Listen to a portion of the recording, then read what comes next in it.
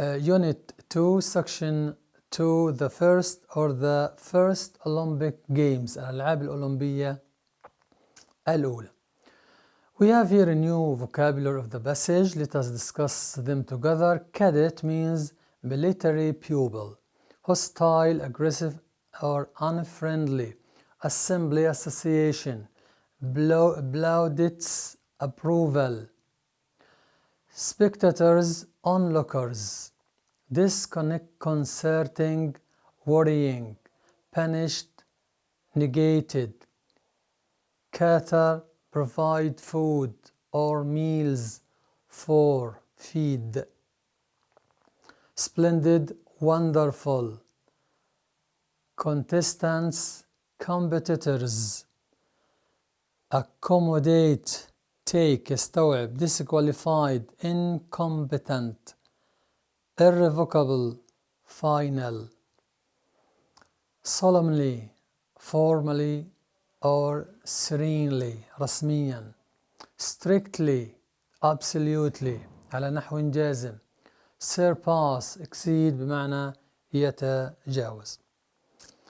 طيب, let us discuss the first paragraph together. Baron de Coubertin was born in January 1863, and when he was 7 years old he was attending a Jesuit school in Paris. He became a cadet, تلميذ عسكري, at a famous military school and contemplated the career of soldiering, الجندية, but a military career did not satisfy his restless mind. Somehow he got the idea that there was something wrong with the education of his day, and that for balance education had to include sport. He was unathletic, لم يكن رياضيا, but supported sports. He traveled widely preaching the idea of a sound mind in a sound body, العقل السليم في الجسم السليم. Soon he became convinced that the youth of the world were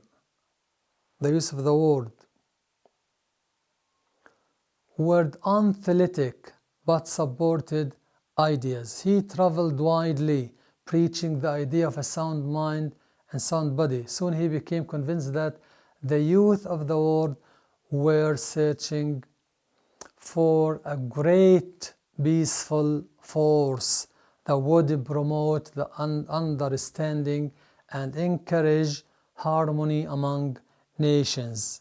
So he resolved to devote his life to the task of using international sport to unify, ليوحد the human race. This noble object had been the original purpose of the ancient Olympic Games. The noble objective of the ancient Olympic Games is, to unify the human race. At the Paris meeting of Union, this sports, athletics, in 1892, he appealed for the revival of the Olympic Games, but his appeal failed to attract much enthusiasm, حماس. Yet he continued pleading for the revival. It seemed that there was still no rush to the Olympic bandwagon. One country was hostile, another was indifferent, غير مبالي, and only a few were interested. At last, the revival was endorsed in June 1894. An International Olympic Committee, لجنة, was formed, and it was proposed to hold the first games of the modern times in Athena, Greece, اليونان. The Greek capital, العاصمة اليونانية Athena, was not fully prepared for the big event. There were also other obstacles, هناك عقبات, problems or troubles. Modern Athenians were not athletically prominent. They were not professional, famous, or well known, and lacked even a stadium. ليس لديهم استوديو in which to conduct the contest or the race. This last problem, lack of a stadium, was overcome when a wealthy citizen of Athens named Avarov generously donated 1 million dart or drachmans, dukhma, a kind of money, for the construction of a new stadium to be erected, to be built on an ancient site. The stadium was a huge horse show على شكل حدوة حصان, fair capable of accommodating 60,000 spectators. However, the track itself was hardly a joy. الملعب نفسه its surface was not smooth, it was harsh.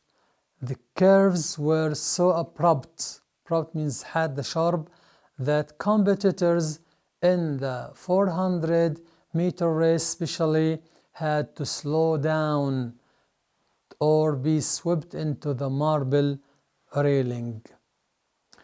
The king of Greece solemnly opened the first Olympic game of modern times on Monday, April 6, 1896, in the presence of more than 6,000 spectators. Immediately, the fast assembly, heightened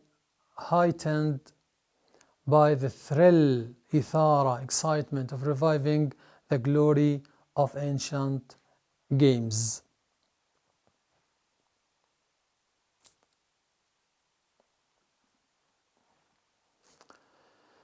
Immediately, the fast assembly, heightened by the thrill of reviving the glory of ancient games, aroused by the splendor of the magnificent stadium, and inspired by the opening pageantry means al-ubbaha or al-azama, greatness, roared its approval so loudly and steadily like constant thunder from the bordering mountains.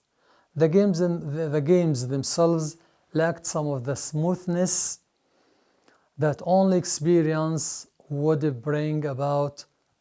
After all, they had not been held for over 1,500 years. During the centuries, many changes in the rules have been taking place. happened. For instance, in ancient days, various starting signals were used. Sometimes there was the simple command abide. Abide means away. At other times, there was a piercing trumpet blast, or even the raising of a long staff across the starting line. خط البداية. The starter is the ancient games had a great authority when two rivals became fiercely angered and seized each other by the hair. He not only disqualified both of them, but commanded them to run around the course in opposite directions, with one racing from the finish pylon to the starting cell means edge. There was another custom at Olympia in 480 BC before Christ that would have been estranged in AD after Christ بعد ميلاد المسيح in 1896. Early Greek runners were not content to receive the noisy applause of the onlookers.